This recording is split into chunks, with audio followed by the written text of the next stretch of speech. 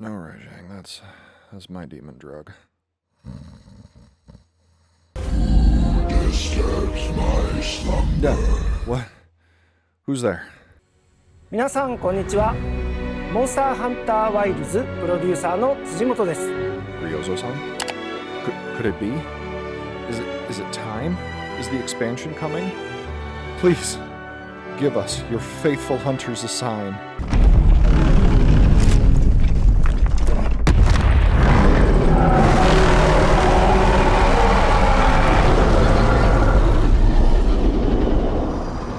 Oh my god. Hello hunters and welcome back. It's been a minute, hasn't it? A few months ago now, Monster Hunter Wilds reached the end of its base game updates, but today I come with amazing news. If you didn't watch it live, the Summer Game Fest gave us the first look at the massive expansion for Monster Hunter Wilds, titled Monster Hunter Wilds Ascendance. If you haven't seen the announcement, I suggest visiting the Monster Hunter YouTube channel linked below, otherwise we can watch it in its completion here with commentary from yours truly. It should be noted that a developer message was also released after the conclusion of the Summer Games Fest, which added only a few pieces of info. I will discuss them as they pertain to the trailer shown, but if you want to see the whole developer message, please check it out direct at the link in the video description. Let's jump right in. Starting off, we immediately see tendrils of the wormways that have wound their way into the sky and act as a makeshift pathway for the Sacred to use in order to ascend. Combined with the normal parkour, of which our Sacred has always been capable, we also have Updrafts that they can use akin to the Updrafts the Hunter could employ in the Coral Highlands in World. We pause very quickly here as this appears to be Nata, however he looks older, indicating a time skip. As we know in base Wilds, Nata was working his way toward becoming a full-fledged hunter, but was relegated to liaison for all the endgame. His new fit makes it look like he has progressed further in his journey, now adorned with a similar styled outfit that we ourselves wore at the beginning of the game. The time skip theory continues to seem accurate, as the hairstyles, outfits, and a rather conspicuous Khezu plush would indicate the characters we know and love have grown. Also, does this Khezu plush mean that our rubbery fiend with the most ominous of battle music is making a return? No word on that yet, but I would not be surprised. Alma reiterates a fact we know from the main story. Wyverians were able to use the energy from the Dragon Torch to make buildings defy gravity itself, leading us to this absolutely spectacular shot of the new area, named in the developer message the Skybound Eyrie. This name is interesting, as an eyrie is a large elevated nest of a bird of prey, such as an eagle or a hawk, which may be an indication that the myth of Somult as told by people in Kunafa Village may have a role in this expansion, perhaps as a new monster or even Elder Dragon. I should also note two more elements of this image. Number one, we see a wormway tree in the upper left corner, as well as what looks like red water in the lower left, both a common sight in the Scarlet Forest. Number two is the castle-like peaks, similar to the area above the ruins of Wyveria. These buildings and the clouds they occupy may have been teased in the base game. If you go to the Gathering Hub, get to a high position, and turn toward the entrance, there is an area to the right of the ruins that players noticed a long time ago. No matter the weather or time of day, in the ruins or the Ice Shard Cliffs, this area was permanently shrouded in fog. Perhaps it is here where we will make our ascension to this new area. Back to the image, the fact that we have both the ruins of the castle as well as some features of the forest begs the question, how large will this new area be, and will we have pieces of the other existing areas floating here as well? Only time will reveal this answer. A slight tangent here, but it was this image that really drove home a wonderful possibility. Dalamadur may make his return in this expansion. Let me explain. Wilds is a love letter to veteran players from Gen 4. Our Smith is Little Miss Forge, a character directly from 4. We have a nod to the Caravaneer with the jacket added in the base game. The Kutku plush from the Guildmarm. Fabius and Nadia are two members of the quartet of ace hunters prominent throughout 4 and 4 Ultimate's story. I mean, we enter the Forbidden Lands on sand ships, just like we do when traveling to Habar for the first time. And let's look at some of the monsters in Wilds. The monsters in the game include Gravios, Gypsaros, Yan Kutku, Nursilla, and Gore, the flagship of 4, having a not insignificant role in the story. Not to mention Seregios and Gogmazios, the flagship and secret final boss of 4 Ultimate. And now we gaze upon the closest thing to Heaven's Mount we have ever had, with the secret final boss of 4, Dalamadur, having been teased in World as well as Wilds itself. If we were going to get Dalamadur in a modern Monster Hunter, the time would be now. In 4, Dalamadur could be found at the pinnacle of Heaven's Mount, an area called Spear Tip Crag. Much in the same way as the fight in 4, I could see us hunting him wrapped around the castle structure we have here in the sky. The more I consider the monsters we have seen and speculate as to who will be returning, I believe that if Dalamadur isn't in the ultimate final title updates of this expansion, it will not be for lack of trying or want.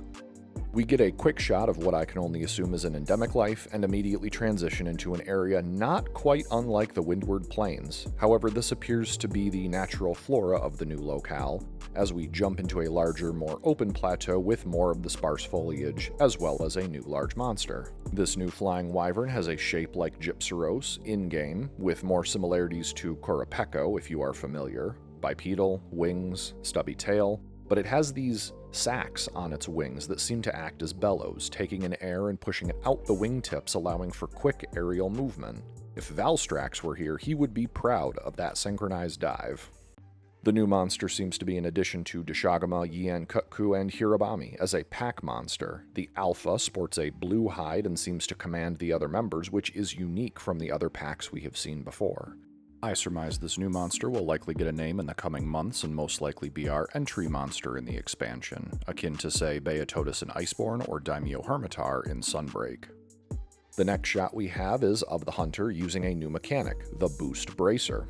As stated on their website, with the addition of the Boost Bracer, your arsenal expands with devastating new attacks. Unleash the hunter within. This mechanic is reminiscent of some of the attacks seen in the recent Monster Hunter Outlanders, however based on the name it may just be visual similarity. This new mechanic appears flashy, which is in line with Capcom's desire to make the game feel more cinematic, but the question now is its implementation. Famously, in the past generation, Worlds saw the addition of the Clutch Claw and the Tenderizing mechanic. This addition was almost universally criticized for a myriad of reasons, ranging from combo flow disruption, unfair hit zone rebalancing, and unequal execution across the weapon types. Looking at what little we see in the trailer of this new Boost Bracer, it appears unrelated to the base game mechanics of wounds and focus mode, but the details remain to be seen.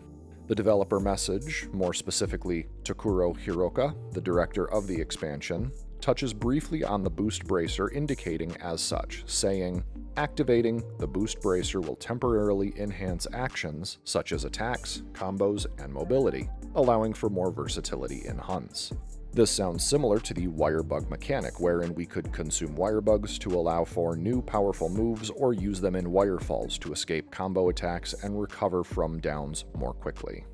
It is also stated that new attacks and combos are being prepared unrelated to the Boost Bracer, so we will have new combos, moves, and mechanics to learn. Regardless, we see 3 instances of the Boost Bracer being used on 3 monsters: the Greatsword against Guardian Rathalos, a light bowgun versus Guardian Fulgur Anjanath, and Gunlance facing off a Guardian Ebony Odogaron. As an aside, this would indicate that Guardian monsters are commonplace in the new area. Back to the new mechanic, the greatest interest to me is the Gunlance, as the Boost Bracer appears to be able to be activated behind a shield, skipping the animation we see for the Greatsword, or it may act as a sort of potential counterattack, perhaps pulling the shield in as part of the use of the Bracer. I can't wait to see how this translates to Lance. Moving on, we get more exposition from Nadia, while in the Windward Plains. We witness an oddity, however, Guardian Deshagama, a species not native to the area, being tossed around or otherwise tumbling to the dunes below. What are Guardian monsters doing here? Have they fled the ruins of Waviria? Were they brought here by some force of nature? Have the Deshagama native to the plains undergone some horrible metamorphosis? It is unclear and only made more confusing as seen here. The Deshagama have a sort of red energy in their body, unlike the white and blue of the Wilk to which we are accustomed. But the following shot of arguably the flagship of all the Elder Dragons, Kushala Daora, seems to have its metallic claws in these queries. Kushala has been in many of the previous installments and would mark the first normal-sized Elder Dragon in Wilds. This also potentially contributes to the Dalamadur theory I brought up earlier. If we look at 4 and 4U, the monsters in order of flagship, final boss, and secret final boss are Gore, Shageru, Dalamadur for the base game, and Seregios, Rusted Kushala, and Gogmazios for the Ultimate version. We already have Gore, with Shageru being all but confirmed due to Nadia's mission added in the final update. Seregios was added in Title Update 2, and now we have confirmation Kushala has returned. It would not be a stretch to think Julius, the Ace Commander, with a vendetta against Rusted Kushala, could show up in the Forbidden Lands, setting the stage for an additional Monster Hunter 4 throwback. And if 4 or 5 of the most visible story or marketing related 6 monsters were to return in some way, why not go for broke? Enough about Dalamadur though. We also get a lovely shot of what I can only assume is the Hope Set Master Rank armor, a now red coat instead of teal, and new armor for our Palico. Rewinding a bit, Nadia's speech seems to be commenting on the nature of Elder Dragons, while the Hunters is much more enigmatic, still referring to Elders the Hunter says too powerful to tame, too difficult to reproduce. It sounds as if they are commenting on the Elders in reference to how ancient Wavaria was able to create its Guardians. With the following line, "sounds like an Elder Dragon," we can surmise this line may be in the story at some point, leading up to a quest where we fight an Elder, most likely Kushala. And with the knowledge that Kushala is in the game, we could also speculate other Elders to make their return, like Teostra, maybe Lunastra and Chameleos. Hell, maybe even Valstrax if this guy's any indication. And again, just a small snippet from the dev message. Takuro-san stated that Ascendance's story will be deeply connected with Elder Dragons, only further bolstering the idea of an Elder-rich expansion. We close with a scene of the new area, a Sacred, and because of the lack of red coat, I will assume Nata, and the name of our expansion, Ascendance. But Monster Hunter being Monster Hunter, they always have to give us a little tease of what's to come. And oh lord is he coming. Lao Shan Lung, an OG Elder, will be making his new-gen debut, and this is about the time when I peaked my mic when watching this live. The area around him is heavily foggy, and due to his size, probably not in the Skybound area.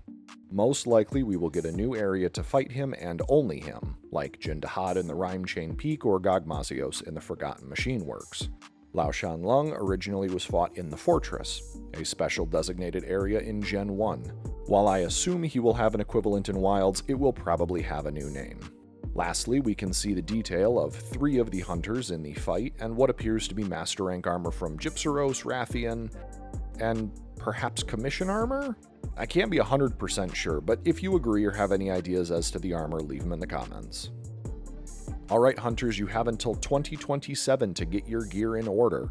I would expect early 2027 for a release date, so we are hopefully only half a year away from fresh Monster Hunter content.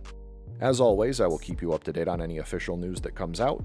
If you liked the video, leave a like, consider subscribing to the channel, and if you are like me and desperately trying to not think about the next 6 months of waiting we have to endure, leave a comment with the game or games you will be using to bide your time. Until then, may your RNG be kind and the desire sensor be blind. Goodbye for now, but not for long.